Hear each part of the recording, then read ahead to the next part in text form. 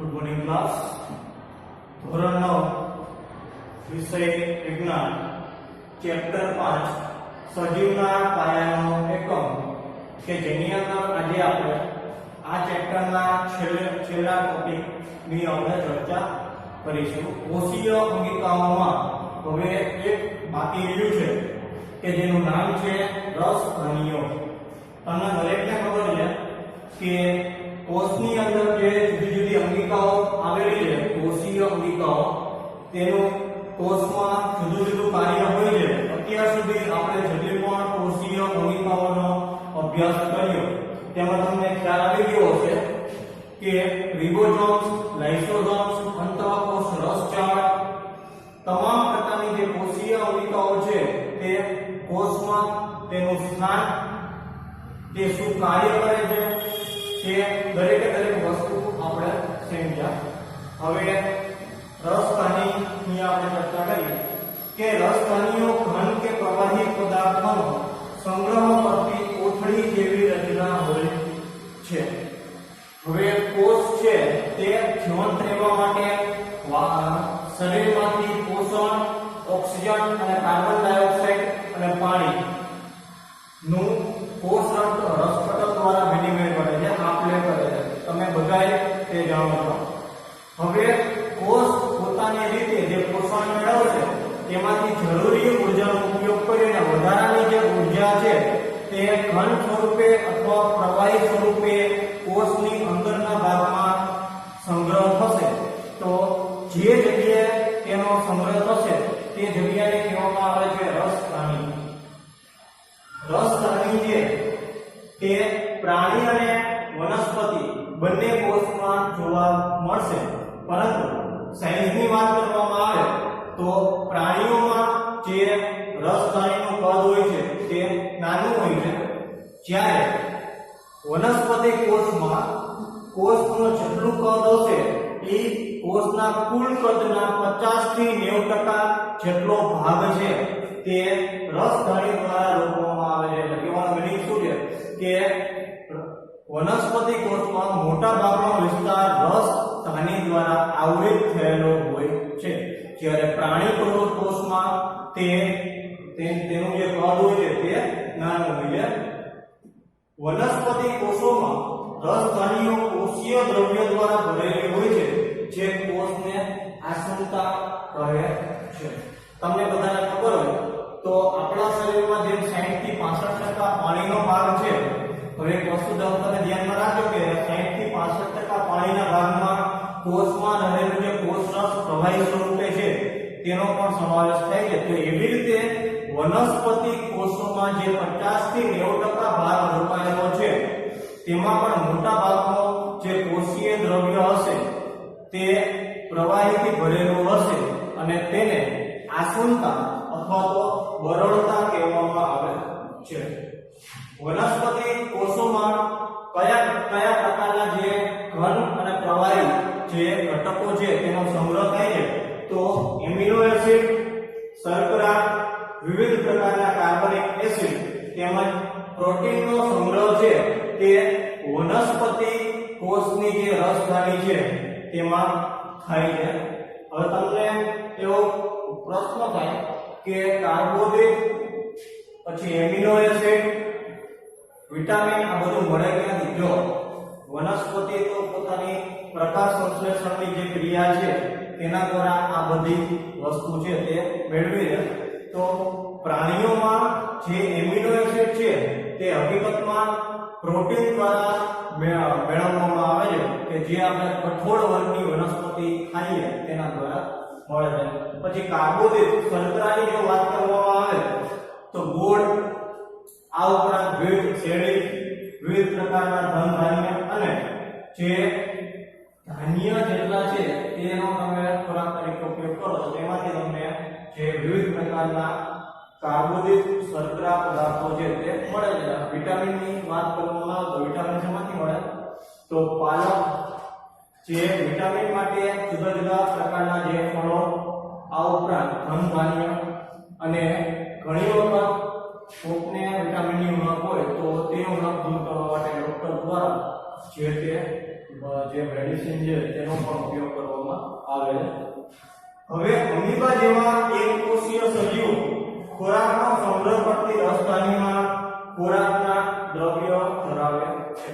આપણે વનસ્પતિ કોષ અને પ્રાણી કોષની વાત કરી લીધી કે જે બહુકોષીય પ્રાણીઓ છે અને એમાં તમને તેમના કોષમાં રસધાની જોવા મળશે.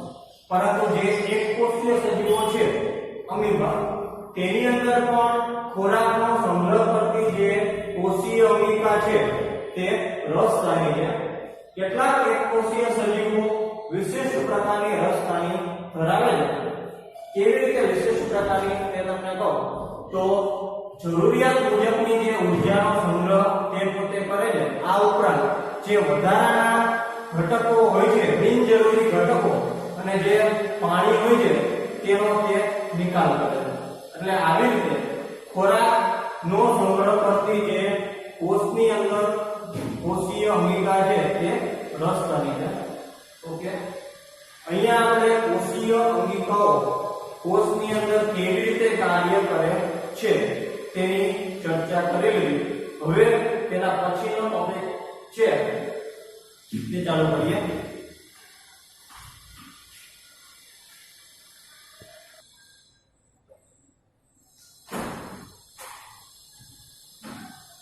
હવે આપણે આપણા શરીરમાં જે કોષોને ઘસારો લાગે છે, જે કોષો નાશ પામે છે અથવા જે મૃત કોષો છે તેની જગ્યાએ નવા કોષોનું નિર્માણ કેવી રીતે થાય છે, કોષ વિભાજનની ક્રિયા દ્વારા તે નવા કોષો કેવી રીતે ઉત્પન્ન થાય છે તેના વિશેનો ખ્યાલ હવે આપણે મેળવવાનો છે.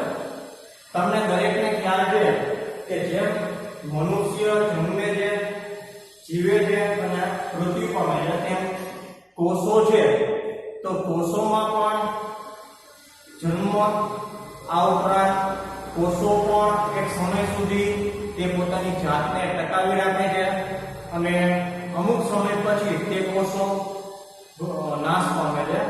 હવે નાશ પામેલા જે કોષો છે તેની જગ્યાએ ફરી પાછા જે નવા કોષો છે તે આવી જાય છે.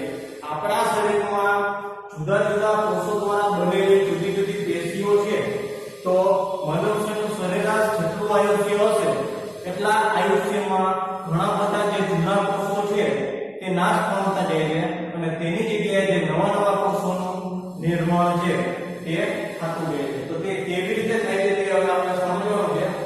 તે ઘટનાને કહેવામાં આવે છે કોષ વિભાજન. જૂના મૃત કે ઇજાગ્રસ્ત કોષોના સ્થાને સજીવોમાં ક્રમ અનુસાર નવા કોષોનું જો નિર્માણ થાય તો પ્રજનન માટે જનક કોષોનું નિર્માણ આવશ્યક છે કે જે ક્રિયા દ્વારા નવા કોષોનું નિર્માણ થાય છે તેને કોષ વિભાજન કહેવામાં આવે છે. આપણા શરીરમાં જે જૂના મૃતપ્રાય બનેલા કોષો છે તે તો નાશ પામશે, પરંતુ નવા કોષો ઉત્પન્ન થવા માટે જે પ્રજનન કોષો છે, માતૃ કોષો પણ જેને કહેવાય, તેની હાજરી આપણા શરીરમાં હોવી આવશ્યક છે. કેમ કે માતૃ કોષો દ્વારા કે નવા કોષો વિભાજન પામી અને નવા બાળ કોષો ઉત્પન્ન થાય છે કે જે ક્રિયાને કોષ વિભાજનની ક્રિયા કહેવામાં આવે છે. હવે કોષ વિભાજનના બે પ્રકાર છે. પહેલું આવે છે સમવિભાજન અને બીજું આવે છે વૃદ્ધિકરણ. ચાલે પરીક્ષાની અંદર આ બે વચ્ચેનો તફાવત છે તે પણ પૂછાઈ શકે.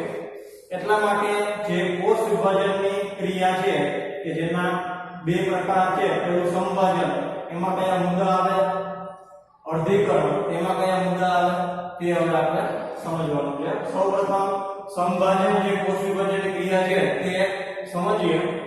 તો કોષની વૃદ્ધિ માટે જે કોષ વિભાજન થાય તેને સમવિભાજન કહે છે. આ ક્રિયામાં માતૃકોષ બે સમાન બાળકોષોનું નિર્માણ કરે છે. સમવિભાજનની કોષ વિભાજનની ક્રિયા હકીકતમાં નવા કોષો ઉત્પન્ન કરવા માટેની આ ક્રિયા છે કે જેમાં એક જ માતૃકોષનું વિભાજન થઈ અને બે નવા જે બાળકોષો છે તે ઉત્પન્ન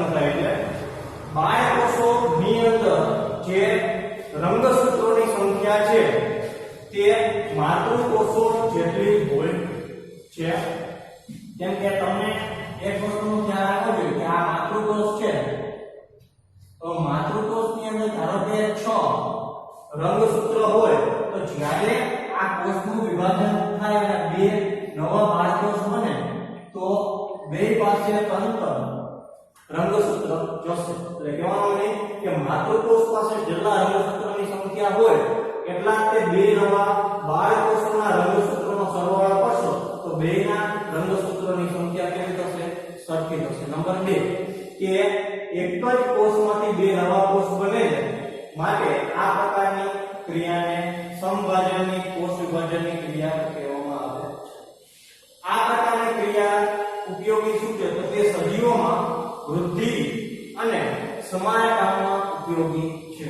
આપણે સમારકામ એટલે સોયાકામ કે રિપેરિંગ કામ નથી કરવાનું, પરંતુ જે શરીરના કોષો ઘણી વાર તમારા હાથમાં ચામડી ઉપડતી હોય, કોઈ કલર ચામડી અંદર શરીરમાં તમે જોઈ હશે, તો હકીકતમાં તે જે કોષો છે તે મૃત પામેલા કોષો છે, અને મૃત પામેલા કોષો તમારા શરીર ઉપરથી ઉખડી જશે અને ત્યાં નવા કોષો આવી જશે।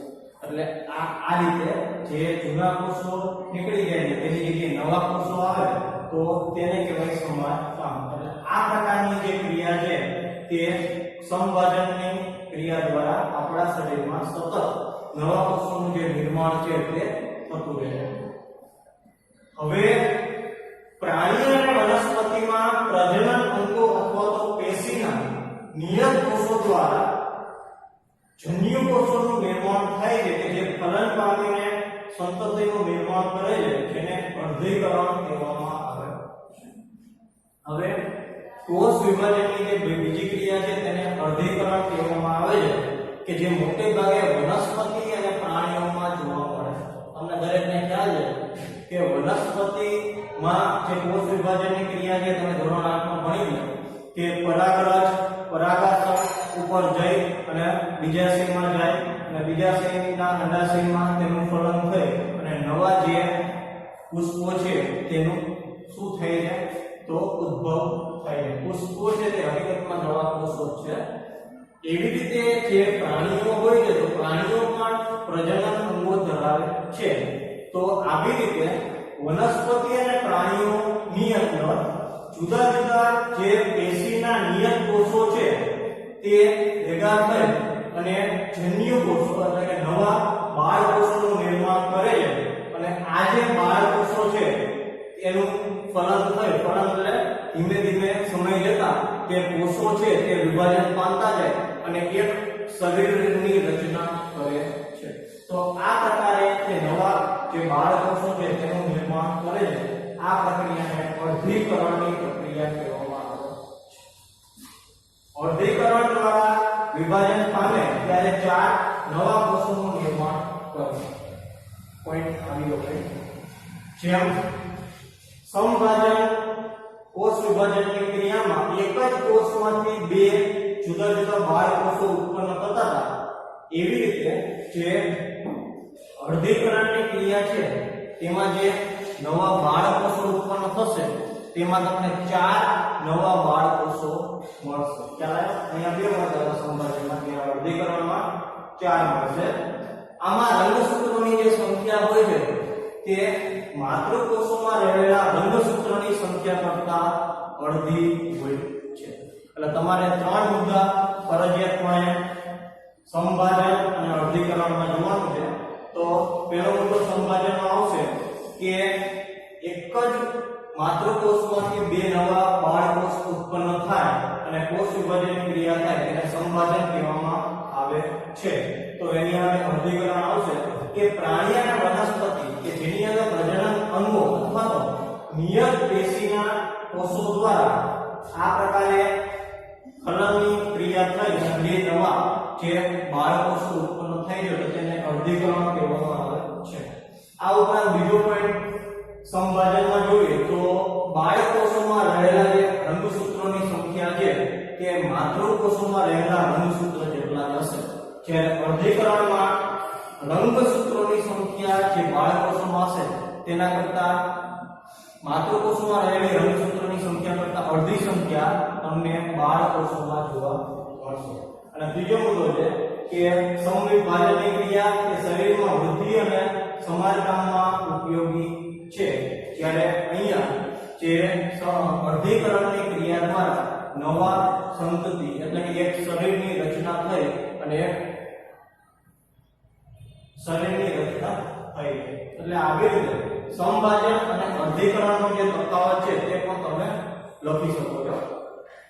ભલે ચેપ્ટર 5 અહીંયા આપણે પૂર્ણ થાય છે.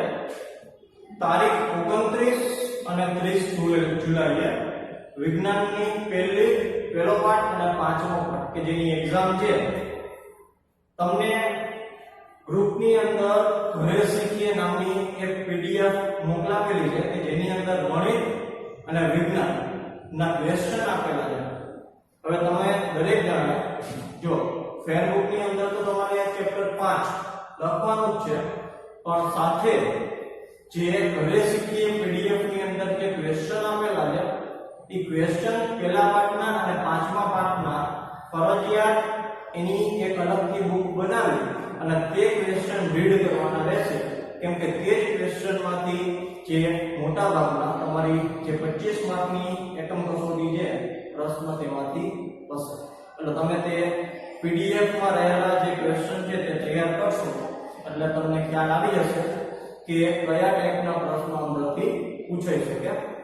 તો તમારે ચેપ્ટર 5 પૂરું થઈ ગયું છે, તેનું સ્વાધ્યાય ફેરબુકમાં લખી અને પીડીએફ માં રહેલા જે પહેલા અને પાંચમાના ક્વેશ્ચન છે તે તમારી બીજી બુકમાં લખવાના રહેશે કે જ્યારે એકમ કસોટી હોય ત્યારે તમારે